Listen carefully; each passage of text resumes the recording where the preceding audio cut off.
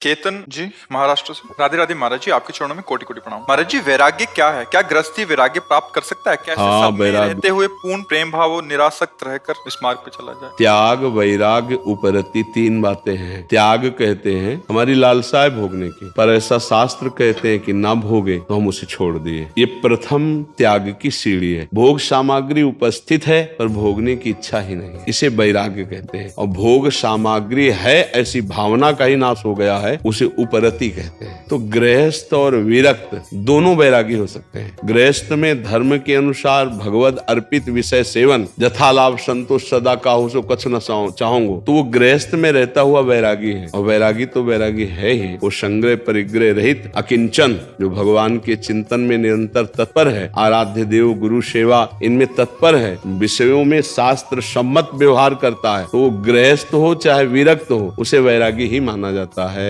अगर मठ में आश्रम में राग है, शरीर में राग है, शरीर के भोग सामग्रियों में राग है, तो वो रागी ही माना जाएगा, किसी भी भेष में वो वैरागी नहीं माना जाएगा। वैरागी वो है जो भगवान के सिवा, लक्ष्य के सिवा कहीं राग नहीं। वो गृहस्थ भी हो सकता है। बहुत ऐसे महान गृहस्थ हुए जो आप भक्तमाल में चरित्र पढ़ सकते हैं कि गृहस्थ पति पत्नी पुत्र आदि से युक्त होते हुए भी ममता रहित, वैराग्य युक्त और भगवत अनुराग की बड़ी ऊंचाई पर पाए गए हैं। तो समझ पा रहे हैं आप, वैराग्य का केवल इतना ही तात्पर्य नहीं है, कपड़े का परिवर्तन ही केवल वैराग्य नहीं है, उद्देश्य का परिवर्तन वैराग्य है। अगर उद्देश्य नहीं बदला तो कपड़ा परिवर्तन से सदगति होने वाली नहीं। हाँ, हमारे लोगों को आचार्य परंपरा से वैराग्य मार्ग में अलग अलग वेश दिए गए हैं, लेकिन सबका उद्देश्य भगवत प्राप्ति और संसार का त्याग है। अगर ये नहीं है तो फिर कपड़े मात्र के परिवर्तन से भगवान की प्राप्ति नहीं है। तो कपड़ा मानो गृहस्थी का आप पहने हो, वो अंदर से भगवान के प्रति प्रेम है तो आप संत हैं। देखो, विभीषण जी की कोई भी वैराग्युक्त पोशाक नहीं है, पर भगवान के महान भक्त हैं, तो भगवान कह रहे हैं आप जैसे संतों के लिए मैं अवतार धारण करता हूँ। विभीषण जी संत हैं पर राज पोशाक में हैं, राजमंत्री और रावण के भाई हैं। उसी पोशाक से शरणागति में आए थे, ना कि कोई वेश, और भगवान ने उन्हें संत कहा। और सभा में जब लात मारी रावण ने, विभीषण जी सह गए। मंद कर रहा रावण लेकिन भलाई कर रहा विभीषण, यही संत की पहचान। तो संत का उद्देश्य होता है, स्वभाव होता है, स्थिति होती है। वो गृहस्थी में भी धारण कर सकता है, पर है बहुत कठिन। गृहस्थी में साधुता ले आना बहुत कठिन है, क्योंकि जो भगवत मार्ग है उस पर आना बहुत कठिन है। गृहस्थी में इतने जंजाल है, पत्नी पुत्र परिवार रिश्ते नाते सबका स्वागत सम्मान, और फिर भगवान का चिंतन। धन की भी आवश्यकता है, परिवार के पोषण के लिए विविध प्रकार की कामनाओं की भीड़ लगी रहती, उसमें भजन करके निकल जाए सो महात्मा हो गया। गृहस्थी में भगवत भजन बहुत कठिन है। तो क्या विरक्ति में सरल है? बहुत कठिन है। भजन नाम का बहुत ही कठिन ये कार्य है। हाँ, जीवन बिल्कुल अपने ही सीधे मार्ग में चलना, थोड़ा भी फिसला की, तो दोनों के लिए भगवत प्राप्ति बहुत कठिन इसीलिए है कि संसार के राग का त्याग करना कठिन है। और जो संसार के राग का त्याग कर दे वो वैरागी, चाहे गृहस्थ हो, चाहे विरक्त हो, चाहे पैजामा कुर्ता में हो या लंगोटी में हो या दिगंबर हो, एक ही बात मानी जाएगी, स्थिति की बात मानी जाती है। बात समझ रहे? महाराज जी, कभी कभी अपनों का प्रेम देख के बहुत असक्ति हो जाती है, और कभी शास्त्रों का पठन सुनते हैं तो बहुत उदासीनता आ जाती है। ऐसे समय कैसे? अब आपने अपना मान रखा है किसी को, तो फिर रागी हो, वैरागी कैसे, वैराग कैसे समझ पाओगे? अपना सिर्फ प्रभु, और प्रभु का मान करके सबकी सेवा करना, चाहे पत्नी हो, चाहे पुत्र हो, चाहे माता हो, चाहे पिता हो, उसे साक्षात प्रभु का रूप मान के सेवा करो, कभी नहीं फंसोगे। लेकिन अपना शब्द केवल प्रभु से दिया जाता है। मेरे तो गिरधर गोपाल दूसरों न कोई। आज सत्संग सुना है क्या आपने? हाँ, अपना हरि के सिवा दूसरा कोई नहीं, हरि के भाव से हम सबकी सेवा करते हैं। अगर ये देख लिया कि तुम्हें कोई प्यार करता है तो झांसा है, मोह रूपी ठग ने आपको ठगना शुरू कर दिया।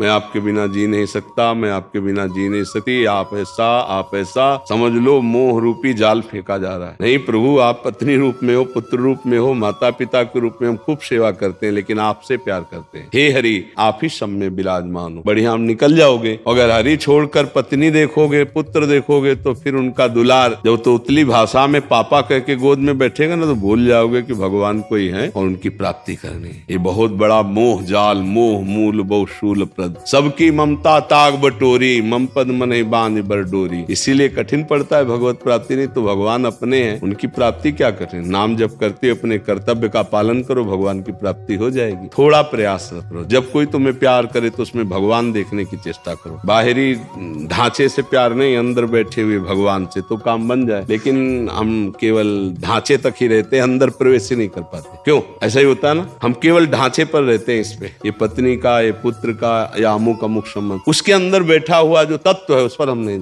और जो तत्व दृष्टि करता है वही मुक्त होता है, जो शरीर दृष्टि करता है फंस जाता है। हिरण के बच्चे में ममता कर ली, अपनापन कर लिया तो अगला जन्म हिरण का हुआ। इसलिए बहुत सावधान रहना चाहिए। ठीक है। शीतल जी हैदराबाद से। राधे राधे। गुरुदेव आपके चरणों में कोटि कोटि प्रणाम। गुरुदेव मुझे प्रियालाल की प्रेम भक्ति चाहिए। मैं नाम जप, गोपी गीत, भीष्म स्तुति, गीत गोविंद का पद आदि का पाठ भी करती हूँ। गुरुदेव मेरा प्रश्न है कि मैं कई सालों से नारायण कवच, गजेंद्र मोक्ष, आदित्य हृदय स्तोत्र, राम रक्षा स्तोत्र का पाठ भी करती हूँ, पर कोई कामना से नहीं करती। क्या प्रेम भक्ति की उपासना में मुझे ये पाठ करने चाहिए? करती रहिए, सब मंगल में है। पर प्रेम भक्ति का जब भाव प्रबल होगा तो फिर एक में आ जाता है, फिर ये सब बंद हो जाता है। एक जिस मार्ग में हम चल रहे हैं, जिस आराध्य देव का हमें दर्शन प्रेम चाहिए, बस उसी की अनन्यता रह जाती है। भक्ति में अनन्यता ही रंग है। भक्ति तो इसे गीता में भी भगवान जी ने कहा है, अनन्यश्चिन्तयन्तो माम, कई श्लोकों में वर्णन किया है। साधारण भक्ति तो बहुत लोग करते हैं, विविध चालीसा, विविध देवी देवताओं का पूजन, पर वो रंग वाली भक्ति नहीं है। जब भक्ति रंग लाएगी, स्थितियां जो आएंगी वो अनन्यता में आती हैं। एक भरोसो, एक बल, एक आश विश्वास, एक राम घनश्याम हित, चातक तुलसीदास। चातक की तरह अपने आराध्य देव में, बस अन्य ना तो अनन्य। तो अनन्यता जब आएगी तभी प्रेम रंग लाएगा। नहीं आप प्रभु के किस नाम रूप से प्रेम आप नहीं बोल सकते।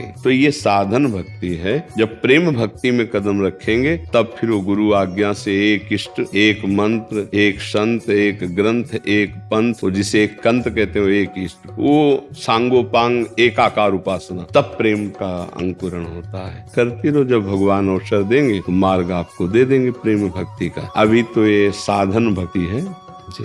श्याम सुखदायनी शरण जी। श्री हरिवंश। श्री हरि। गुरुदेव भगवान, जब भी मैं मंत्र जप या नाम का ध्यान करता हूँ तो मंत्र या नाम पूरे दृश्य सहित बाईं दिशा की तरफ चलने लगता है, कभी धीरे धीरे, कभी तेजी से, जिससे मुझे ध्यान में बड़ी कठिनाई होती है। कृपया इसका समाधान करें। एकाग्रता की अभ्यास में थोड़ा कमी है, इसके कारण ऐसा होता है। नहीं, ठीक आज्ञा चक्र पर ही मंत्र स्थापित कीजिए। आज्ञा चक्र समझते हैं ना जी, वही करता हूँ तो वो चलने लगता है। अभी अभ्यास की कमी है ना, उसे अभ्यास में दृढ़ता ले आओ। वो हृदय में अंकित होकर के चल रहा है। हाँ, फिर धीरे धीरे हृदय में उसका अनुभव करो। कभी अनुभव किया? जी, हृदय में तो ठीक रहता है। बस हृदय वाले को पकड़ो। यदि आज्ञा चक्र में नहीं टिक रहा तो कोई बात नहीं, बहुत बड़ी कृपा का ये स्वरूप होगा यदि ऐसा अनुभव करोगे। उसको उतारो, हृदय में दर्शन करना। और आपका जो ये चिंतन कर रहे हो ना मंत्र का, ये एक तरफ है, मतलब हजारों माला एक तरफ जप, ऐसा ही चिंतन करो, उसमें कोई बात नहीं। ठीक है, आप उसको हृदय में अगर विशेष तौर से बराबर कर पाओ तो बहुत जोर की बात है। हृदय में जब देखते हैं तो सीधा दिखाई देता है या उल्टा मंत्र? इधर हाँ, ऐसे ऐसे करना है। अपने श्री सदगुरु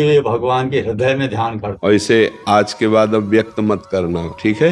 हाँ ठीक, बहुत सुंदर। आप ऐसे करते रहिए, आप तन्मयता पूर्वक करते रहो। बस फिर आगे तो जो होता है वो फिर वर्णन का विषय नहीं। ठीक है, फिर कुछ दिन बाद देखोगे इसी मंत्र की जगह मंत्राधिष्ठात्र प्रिया प्रीतम। तो आपकी कृपा चाहता हूँ, क्योंकि थक के हार गया, वो मन संसार से हटता नहीं है। हमारे प्रभु का नाम है मन चोर, हमारे इष्ट से चुरा लेते हैं। आप चिंता मत करो, आप लगे रहो ऐसे। जिस दिन उनको समझ में आया उसी दिन चंचल चित्त आकर्षणी, प्रियाजू का नाम है ना, और प्रभु का नाम है मन चोर। तो हमारा मन कहाँ भागेगा? जब वो चुरा लेंगे ना, वो स्वयं भगवत स्वरूप में प्रकाशित हो जाएंगे इसी मन में। चिंता करने की बात नहीं।